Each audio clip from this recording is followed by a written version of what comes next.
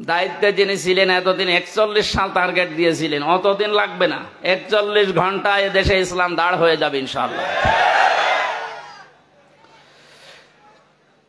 দিন যেভাবে যাচ্ছে এবং বিভিন্ন জেনারেল মানুষগুলো, এমনকি আজকে 3 জন হিন্দুকে দেখলাম, তারা ডাক্তার শফিকুর রহমানের হাতে হাত দিয়ে ইসলামী আন্দোলন করবে, জামাত ইসলামী বাংলাদেশে ওরা অলরেডি যোগ দিয়েছে। মূর্খ মানুষ না তারা, প্রত্যেকে শিক্ষিত, সবগুলো বিশ্ববিদ্যালয় থেকে অনার্স মাস্টার্স করা। তারা বুঝতেছে যে এই জামানা যা শুরু হয়েছে, 15 বছর যা দেখলাম, মানবতার ফেরিওয়ালা বিভিন্ন মানুষের নামে আমরা শুধু শুনেছি, বাস্তবে তাদেরকে দেখি নাই, যেটা এখন দেখতে পাচ্ছি ডাক্তার শফিকুর রহমানের ভেতরে। আমরা ছিলাম, উনি 2 তলায় ছিলেন, আমরা ছিলাম 4 তলায়। লোকটার সাথে 4 দিন ছিলাম। যে ব্যবহার আমি পেয়েছিলাম, ওনার যে আচরণ, ওনার যে আমল, বা ওনার যে অবস্থান, ওনার ইমানের আমলের, আমরা হাজারো আলেম ছিলাম ওই পর্যায়ে, আমরা এই জেনারেল মানুষের কাছে হেরে গেছি। ওনার এক একটা সেজদায় কেটে যেত 45 মিনিটে 1 ঘন্টা করি, আর 1 ঘন্টায় আমাদের 10 রাকাত নামাজ হয়ে যায়। আমার যতটুকু বিশ্বাস আমার মনের, আমার ইমানের, এই অ্যাক্টিভিটিস এবং ইখলাসের কারণে আল্লাহ রাব্বুল আলামিন দলে দলে পালে পালে মানুষদেরকে ইসলামী আজ প্রবেশ করাচ্ছে। এটা যেন অব্যাহত থাকে।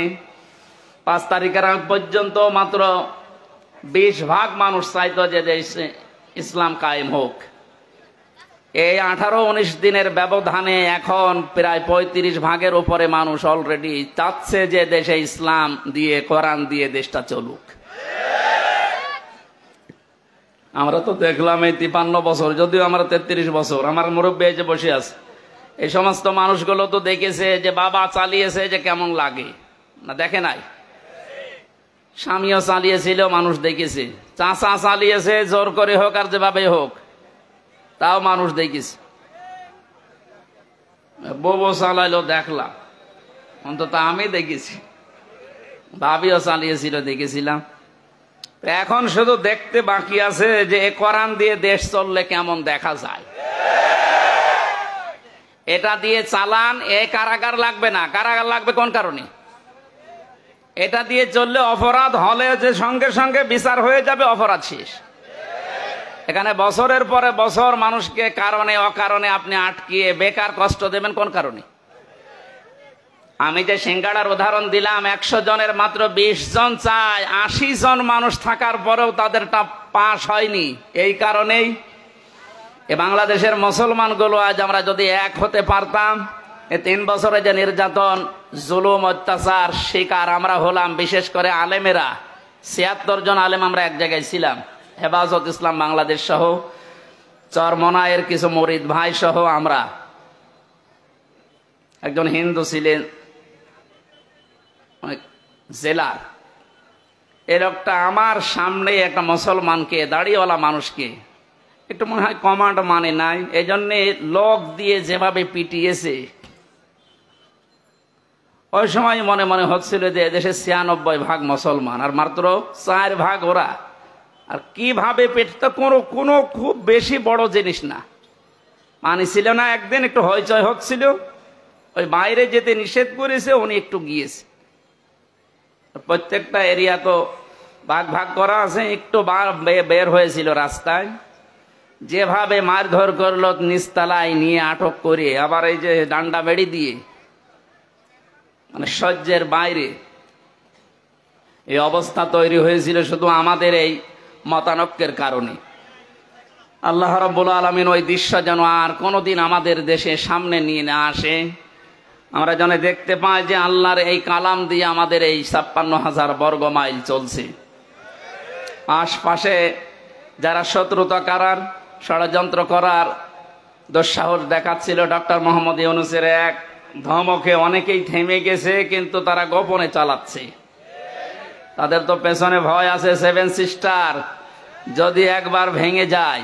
ওরা যেমন বাংলাদেশ পাকিস্তান থেকে ভাগ করেছিল, এখন পাকিস্তান আর বাংলাদেশ মিলে ভারতকে টুকরা টুকরা করে ছাড়বে। শুরু হয়ে গেছে। আমাদের যেমন ছাত্ররা বিষয় এনে দিয়েছে, পাকিস্তানও মনে হয় কয়েকদিন পরে চলে আসবে ইনশাল্লাহ। এরপরেই দেখবেন ভারতও শুরু হয়ে গেছে। কোরআনের কথা শুনতে এসেছি, আমরা তাফসীর আকারে কথা বলবো। ওখানে লেখা আছে তাই যে আল্লাহ আমাদেরকে, কঠিন মুহূর্ত চলছে যেহেতু বাংলাদেশে, কত মানুষ পানির নিচে, কত মানুষ বিনা কারণে অকারণে এই জেলখানায় পচতেছে। আল্লাহ রাব্বুল আলামিন এই সময় আমাদেরকে কোরআনের কথা শোনার জন্য নিয়ে আসলে আমরা খুশি এবং আনন্দ চিত্তে বলছি আলহামদুলিল্লাহ। আল্লাহ পাক বলেন, তাহা মা আনজালনা আলাইকাল কুরআনা লিতাশকা। হে নবী, এ কোরআন আমি আপনাকে এই জন্য দেইনি যে আপনি মার খাবেন। এ কোরআন এই জন্য দেয়নি যে অন্য দেশের মানুষ আপনাকে পানি দিয়ে ডুবিয়ে মেরে ফেলবে না। লিতাশকর ব্যাখ্যায় আধুনিক ভাবে যদি বলা যায়, দুঃখ কষ্ট সহ্য করার জন্যে ও হুমকি ধমকি খাওয়ার জন্য কোরআন আমি দেইনি। কোরআন দিয়েছি আপনি সবার উপরে থাকবেন। নবীজিকে যতগুলো নাম দিয়ে আল্লাহ ডাক দিয়েছিলেন তার ভেতরে 2 নম্বরের নাম হচ্ছে তহা। ওনাকে আল্লাহ ডাক দিয়েছেন প্রথমে ইয়াসিন বলি। কি বলে বলেন তো? বলেন। তাফসিরে কাবীরে আল্লাহ পাক মুফাসসির যারা ইয়াসিন শব্দের তাফসীর করতে গিয়ে তারা দিয়েছেন ইয়া মানে হে, সিন মানে সাজ্জেদ। সাজ্জেদের ব্যাখ্যা করতে গিয়ে আল্লামা ফখরুদ্দিন রাজি রহমতুল্লাহ আলাইহি উনি 5টা বিষয় সামনে নিয়ে এসেছেন। মুফাসসির বলেন, সিন মানে আল্লাহ বুঝিয়েছেন সাজ্জেদুল আলামিন, সিন মানে সাজ্জেদুল বাশার, সিন মানে সাজ্জেদুল কাউনাইন, সিন মানে সাজ্জেদুল আম্বিয়া, সিন মানে সাজ্জেদুল মুরসালিন।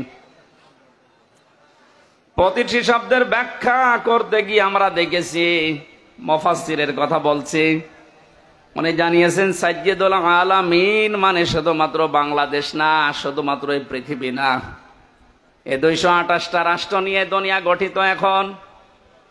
এর বাইরে যত জগৎ আল্লাহ বানিয়েছে, যত জায়গায় মানুষ যেতে পারে, যেমন চাঁদে যাচ্ছে, মঙ্গলে যাচ্ছে, যত জায়গায় যেতে পারে ওখানেও যদি কেউ বসবাস করা আরম্ভ করে, সেখানেও তাকে মুহাম্মদুর রাসূলুল্লাহকে নেতা মানা লাগবে। কারণ আল্লাহর ঘোষণা দেওয়া নেতা এই দুনিয়ায় একজনই, ইয়াসিন, হে নেতা। পৃথিবীর অন্য কাউকে আল্লাহ এ শব্দ দিয়ে ডাকেননি হে নেতা, না, শুধুমাত্র মুহাম্মদুর রাসূলুল্লাহকে আল্লাহ ইন্ডিকেট করেছেন। সাজ্জেদুল আলামিন দিয়ে বোঝা যায় পৃথিবীর কোন জায়গা না, যে কোন গ্রহে যদি আপনি বাস করতে চান, তানাজ্জালুল আমরু বাইনাহুন্না, ওই সমস্ত জায়গায় আল্লাহর বিধিবিধান নাজিল হচ্ছে তাদের প্রয়োজনে। এই জন্য যদি মঙ্গলে যান, সেখানে যদি রাসূলুল্লাহকে নেতা মানা লাগে, তাহলে পৃথিবীর এমন কোন জায়গা আছে যেখানে বিশ্ব নবী বাদ দিয়ে অন্যের নেতৃত্ব মানা যায়?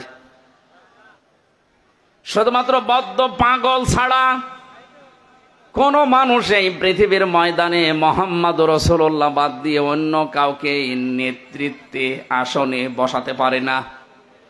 এই শব্দটা বারবার উচ্চারণ করছি আমি খেলা করার জন্য না।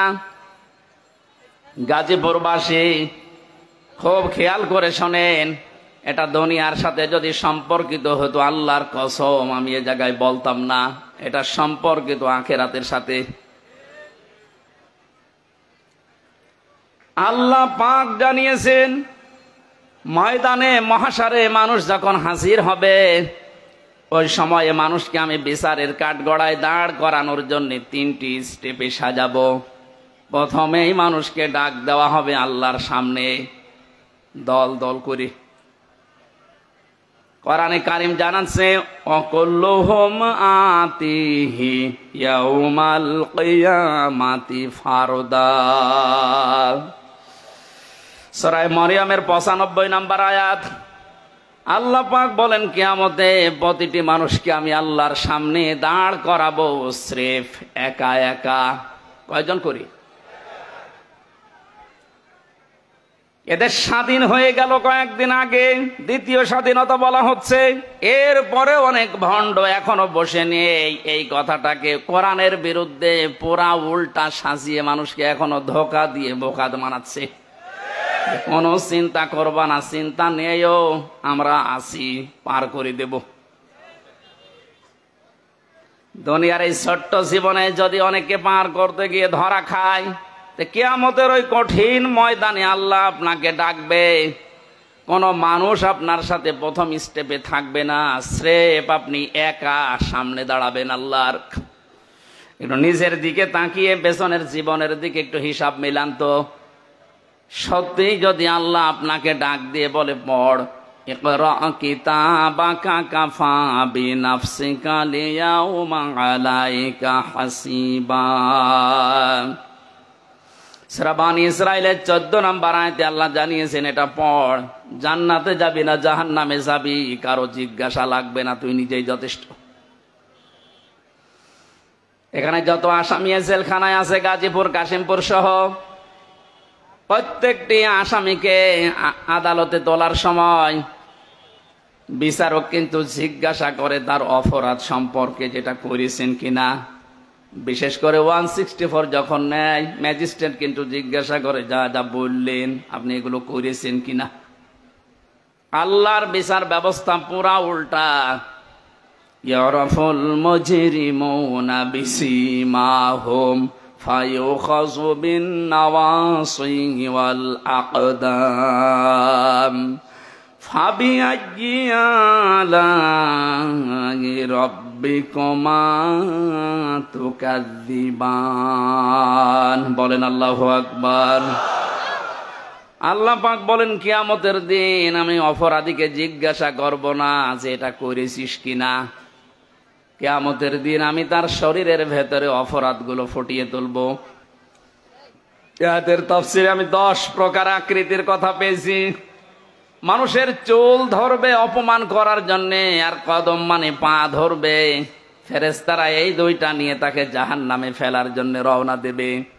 আল্লাহ পাক বলবেন, দাঁড়া, সুম্মা ফি সিলসিলাতিন যারউহা সাবউনা দিরান ফাসলুকু।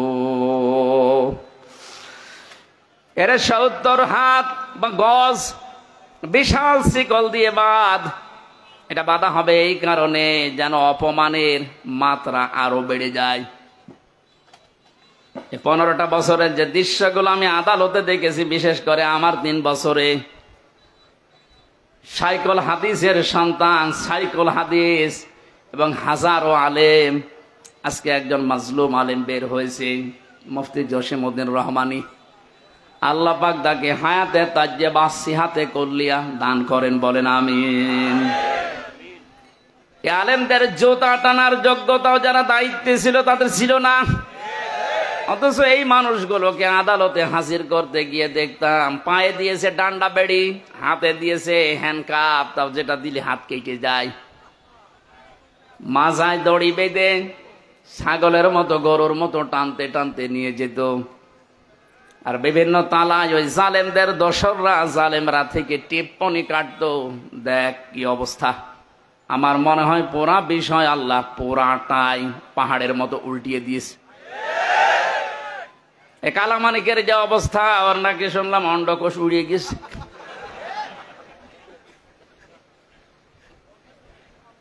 এ শয়তানটা বিশ্ব নন্দিত মুফাসসিরে কোরআন শহীদ আল্লামা দেলাওয়ার হোসেন সাইদি রহমতুল্লাহ আলাইহে, তাকে ফাঁসি দেওয়ার জন্য যে গর্ববোধ করেছিল যে আমি তাকে ফাঁসি দিয়েছি।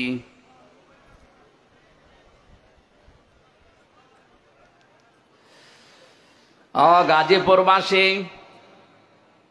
আমার তো মনে হচ্ছে এখন যে জালেমগুলোর উপরে মানুষের ক্ষোভ, রাগ এবং বাস্তবতা যেটা দেখা যাচ্ছে, কেউ ডিম ছুঁড়ে মারছে, কেউ পানি মারছে,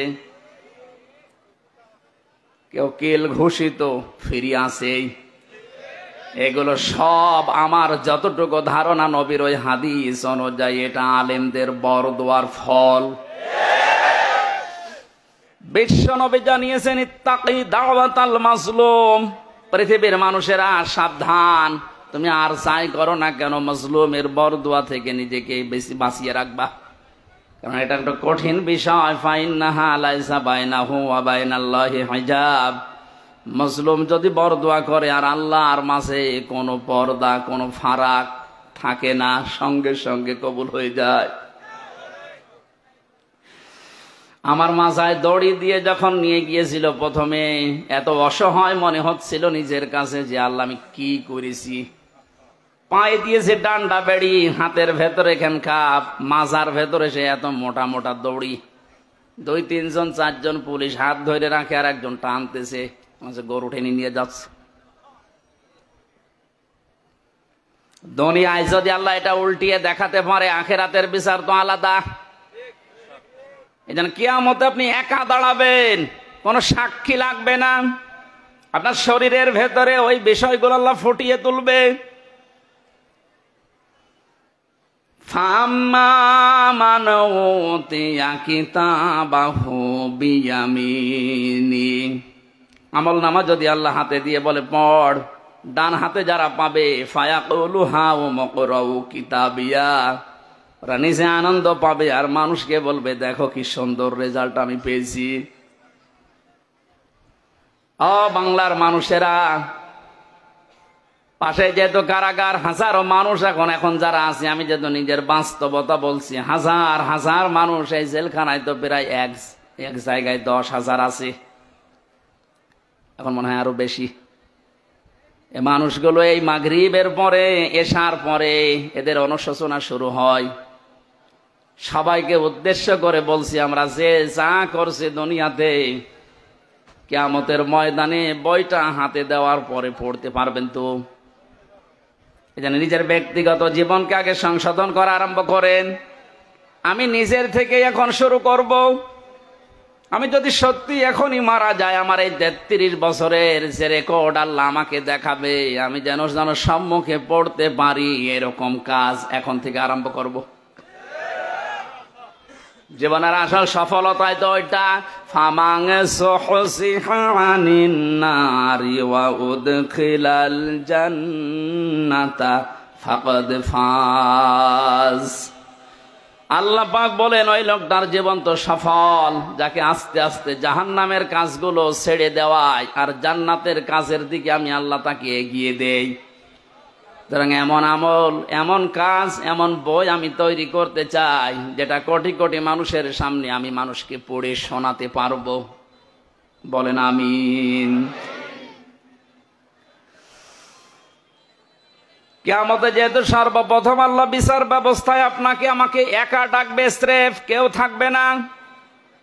সূরা মরিয়মের এই 95 পড়ে থাকেন যে না আমার বাবা আছে বাঁচাবে, এই আয়াত অনুযায়ী তো পুরা মিথ্যা আশ্বাস।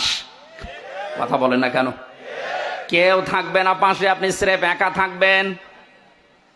বিচারের দ্বিতীয় স্টেপে আল্লাহ এবার ডাকবেন, ইয়াউমা নাদউ কুল্লা উনাসিম বিইমামিহিম। সূরা বানী ইসরাঈল 82 নম্বর আয়াতের 72 নম্বর আয়াতের প্রথম অংশে আছে। আল্লাহ বলেন কিয়ামতে এবার আর তোকে একা না, তোকে ডাক দেব আমার দরবারে তোর নেতার সাথে।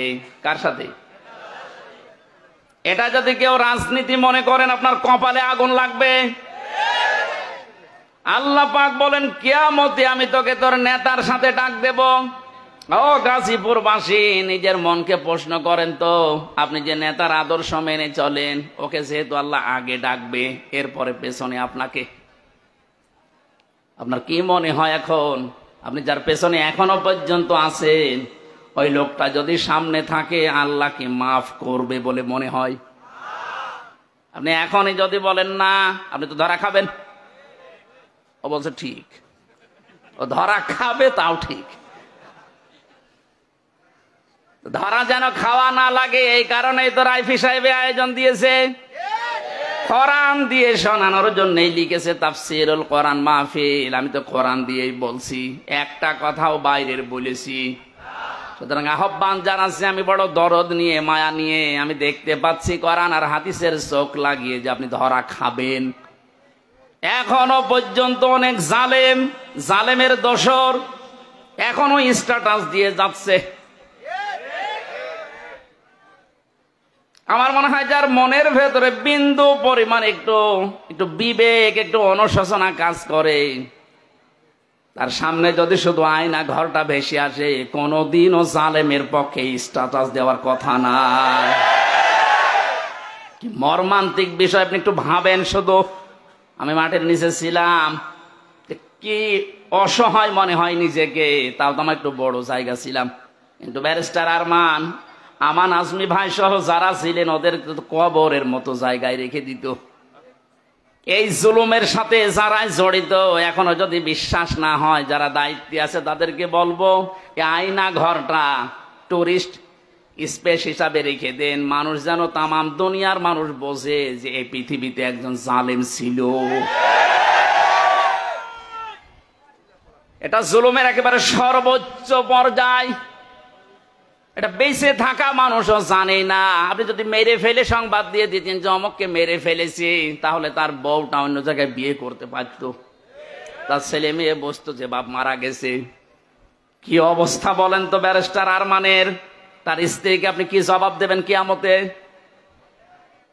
আয়না ঘরের সাথে যারা জড়িত ছিলেন, যদি ব্যারিস্টার আরমানের বউ আপনাকে মাফ না করে, কোরআন হাতে নিয়ে বলছে আপনি চির জাহান্নামী, কেউ পারবে না আপনাকে বাঁচাতে। হ্যাঁ, আল্লাহ বলেন আল্লাহ পারবে না, কারণ আল্লাহ পাক ছেড়ে দিয়েছে ব্যারিস্টার আরমানের বড় উপরে। এটা হক্কুল ইবাদের ভেতরে 8টা বছর স্বামী থেকে আপনি তাকে আলাদা করে রেখেছেন, ও জানতোই না যে দুনিয়ায় আছে।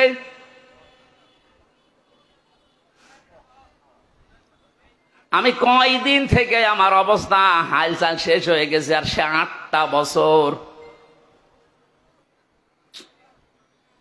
এরপরও যদি কোনো মানুষ জালেমের পক্ষে কথা বলে, কি বলেন তো বলে, বিবেক কি বলে তার? আপনার বিবেক বলে কিছু আছে আর নেই। তো বাস্তব কথা বলছে, আপনি কিন্তু ধরা খাবেন, আমি দেখতে পাচ্ছি। এখনো আদর্শ ঠিক করেন। বহু মানুষকে দেখলাম কিচ্ছু হয়নি, এখন যেহেতু বাঁধ গিয়ে আসে, শুধু এইটা দিয়ে চললে কেমন দেখা যায়। চর্মচোখে আল্লাহ তুমি আমাদেরকে অন্তত তাড়াতাড়ি দেখার তৌফিক দাও যে কোরআন দিয়ে দেশটা চলছে।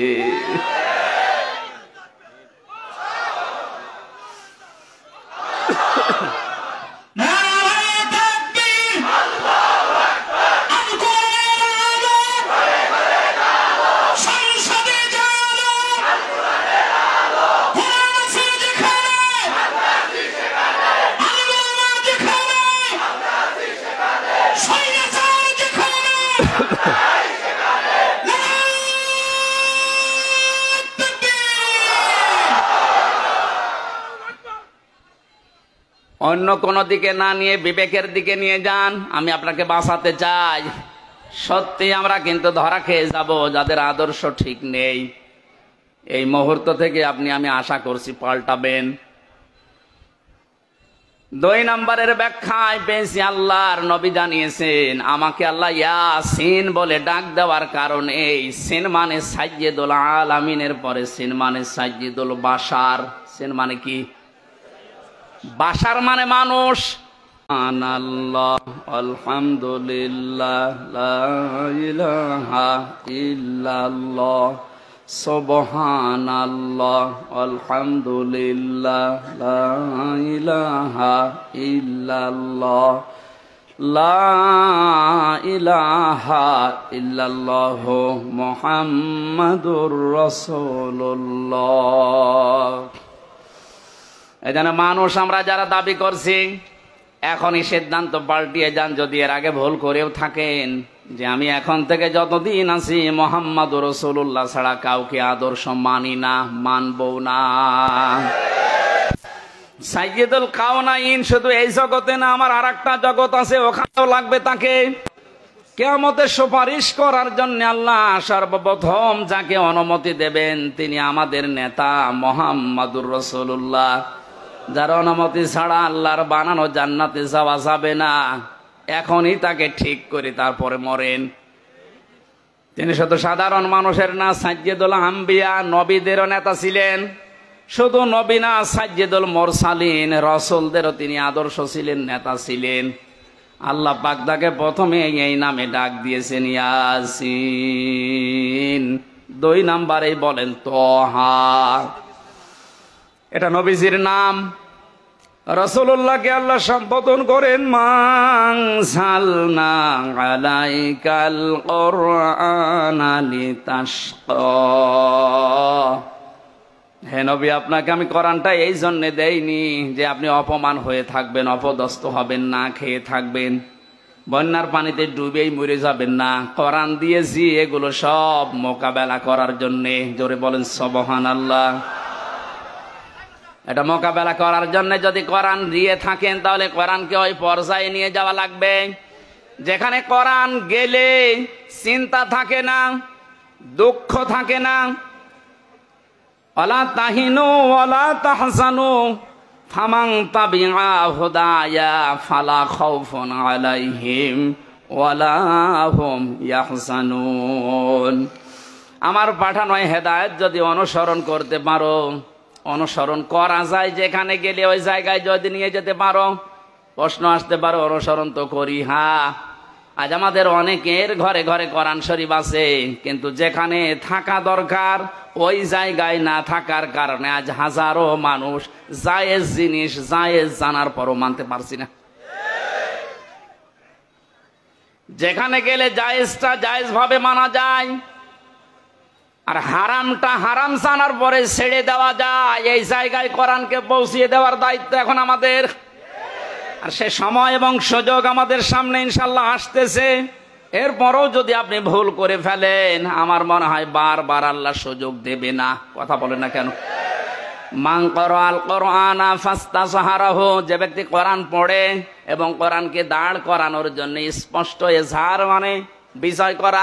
এজহার মানে কি? কোরআনকে বিজয়ী করার জন্য যারা চেষ্টা চালায়, ফাহাল্লা হালালাহু ওয়া হারামা হারামাহু, এর হালালকে হালাল জেনে আঁকড়িয়ে ধরে, হারামকে হারাম জেনে ছেড়ে দেয়, আদখালাহুল্লাহুল জান্নাহ। হে নবী, আপনি বলেন আল্লাহ পাক তাকে জান্নাতে দিয়েই দিয়েছে। জান্নাতে দেবে না, জান্নাতে দিয়ে দিয়েছে। সুতরাং এমন একটা দেশ এখন কোরআনে কারিম দিয়ে গঠন করা দরকার যেখানে বসবাস করলে জান্নাতে যাওয়ার গ্যারান্টি পাওয়া যায়। হজ করতে যারা যান, এই যে মানুষগুলোকে আমি দেখেছি 16 সালে কি নিয়ে আসে মানুষ ওখান থেকে। আসার সময় হয় তসবিহ নেয়, পাথর নেয়, জায়নামাজ নেয়, আতর নেয়, আর বাকি কিছু কিছু জিনিস নিয়ে আসে, স্বর্ণ। ওখান থেকে নিয়ে আসার কথা ছিল কি, আরাফাতের ময়দানে অবস্থান করে যখন আবার আসতেছেন 9 তারিখে, মুজদালিফার যে ময়দানটা আছে, লক্ষ লক্ষ নারী পুরুষ খোলা আকাশের নিচে, কোনো অভিভাবক লাগবে না, একা একা শুয়ে আছে, পাশে যুবতী মেয়ে আছে। কোনদিন কারো আজ পর্যন্ত সাহস হয়নি যে একটু তাকায়। কথা বলে না কেন? যেমন তেমন মেয়ে লোক না, বিশ্ব সুন্দরী যারা, তারাও শুয়ে আছে। এ কঠিন পরিস্থিতিতে যদি কোনো মানুষ আজ পর্যন্ত এটা প্রমাণ করতে না পারে যে এখান থেকে 5টা মেয়ে হাইজাক হয়ে গেছে, শুনেছেন কোনদিন? 5টা মেয়ে সম্ভ্রম হারিয়ে ফেলেছে, শুনেছেন কোনদিন? 5টা ধর্ষণের শিকার হয়েছে, শুনেছেন? আপনি এটা নিয়ে আসতে পারেন না। কোরআনের নিয়মটা থাকার কারণে যদি খোলা আকাশের নিচে মরুভূমির ভেতরে এত বড় একটা নিরাপত্তা গ্যারান্টি পাওয়া যায়, 56,000 বর্গ মাইল যদি এইটা দিয়ে চলে, পুরাটাই আমার মনে হয় আল্লাহ মুজদালিফার মতো নিরাপত্তা দিয়ে দেবে। এই জন্য আমাদের আসল কাজ হবে এখন এইটাকে উপরে তোলার চেষ্টা চালাচ্ছে যারা, আল্লাহ তাদের এই চেষ্টার ভেতরে যেন ইখলাস আরো বাড়িয়ে দেন, তাদের শরীর স্বাস্থ্য আল্লাহ যেন সুস্থ রাখেন। সবাই বলেন আমিন। দরুদ পড়ছি, সালাম পাঠাচ্ছি আমাদের নবী মুহাম্মদ রাসূলুল্লাহর উপরে, যিনি আর্থ মানবতার মুক্তির জন্য দুনিয়াতে এসেছিলেন। এখন তার আদর্শটা দিক বিদিক ছোটাছুটি করছে মানুষ, এই কারণে আমরা এখনো পর্যন্ত অসহায় হয়ে আছি দুনিয়ার ময়দানে। আল্লাহ যে উদ্দেশ্য নিয়ে তাকে পাঠিয়েছিলেন তাকে যদি আমরা ওইভাবে গ্রহণ করতে পারি, এখনো আমরা নেতৃত্বের জায়গায় যেতে পারবো ইনশাআল্লাহ। আল্লাহ যেন ওটা দেখার তৌফিক আমাদের দেন, বলেন আমিন। আজকের আমার আলোচনার বিষয় হচ্ছে ঈমান আনার কিছু শর্ত আছে। এখানে আর একটা আলোচনা আছে সামনে, ওখানে ঈমান নষ্ট হয়ে যায় কি করলে, ওই বিষয়গুলো আমি কোরআন আর হাদিস দিয়ে তুলে ধরবো। আজকের আলোচনার বিষয় ঈমান আনলেই না, আমরা যেহেতু ঈমান পাইনি, আমরা ঈমান এনেছি, এ কথাটা ঠিক হয়নি। আমরা ঈমান পেয়েছি না ঈমান এনেছি? হ্যাঁ, এটা ক্লাস চলছে, জবাব দেন তো ছাত্রের মতো। আমরা এখানে যারা আছি ঈমান কি এনেছি না ঈমান পেয়েছি? পেয়েছি। বাপ দাদা পূর্বপুরুষ মুসলমান ছিল, এসেছি ওই ঘরে, এই জন্য আমিও মুসলমান, আমারও ঈমান ওই পর্যায়ে।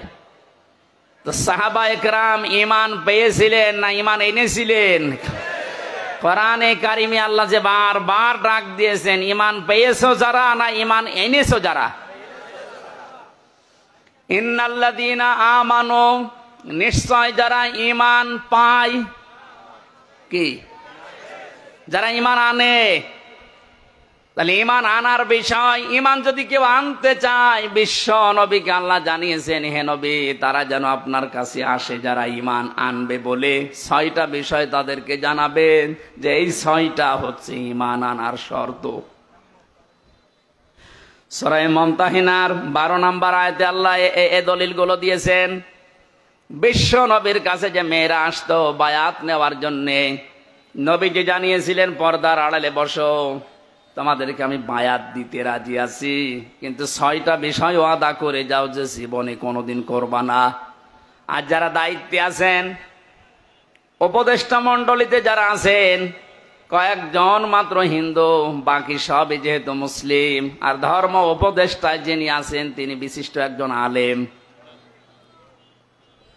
ডক্টর আফামা খালিদ সাহেব সহ যারা মুসলমান আছেন, তাদের এই মুহূর্তে ঈমানের দাবি হবে এই দেশে কোরআনে কারিমের এই যে নিয়ম নীতি, সূরা মুমতাহিনার 12 নম্বর আয়াতে আল্লাহ যেভাবে বলেছেন যে ঈমান আনতে হলে এই 6টা বিষয় মানতে হবে। আমার মনে হয় ওনারা 3 মাস টার্গেট নিয়েছে, 3 মাসের ভেতরে এই 6টা যদি প্রতিষ্ঠা করা যায়, যেখানে বাংলাদেশ যাওয়ার কথা চলে যাবে। এই 19-20 দিনের অবস্থার পরিবর্তন দেখছেন না? এর আগেও তো বন্যা হয়েছিল, তারপরেও তো এখনো পর্যন্ত একটা নিয়ম নীতিও আমরা কোরআন থেকে পাইনি, শুধু চলার চেষ্টায় আছে। ওই সময়ের বন্যায় ব্যক্তিগতভাবে কিছু মানুষ কিছু করত, আর যারা দায়িত্বে ছিল তারা লোক দেখানোর জন্য কিছু করেছিল। কিন্তু এই 20-22 দিনের, বিশেষ করে এই 7-8 দিনের বন্যায় যা দেখতে পাচ্ছি, একটা ফকির ভিক্ষা করে 300 টাকা পায়, সেখান থেকে 20 টাকা বন্যার্তদের জন্য দিয়ে দিচ্ছে। সুতরাং দেশের মানুষের মন আছে, যেভাবে মন তৈরি হচ্ছে, এই 6টা যে এখানে আল্লাহ আলোচনা দিলেন, এটা এখন সামনে নিয়ে আসা লাগবে। বায়াত শব্দটা আল্লাহ এখানে দিয়েছেন, কোরআনে কারিম জানাচ্ছে, ইয়া আইয়ুহান নাবিয়্যু ইযা জাআকাল মুমিনাতু ইউবাইয়ুনাকা, হে নবী মুমিন নারীরা যখন আপনার কাছে আসবে, যারা ঈমান আনতে চায় যে আমি মুসলমান হব, আমি ঈমানদার হব, আপনার কাছে যারা বায়াত নিতে চায়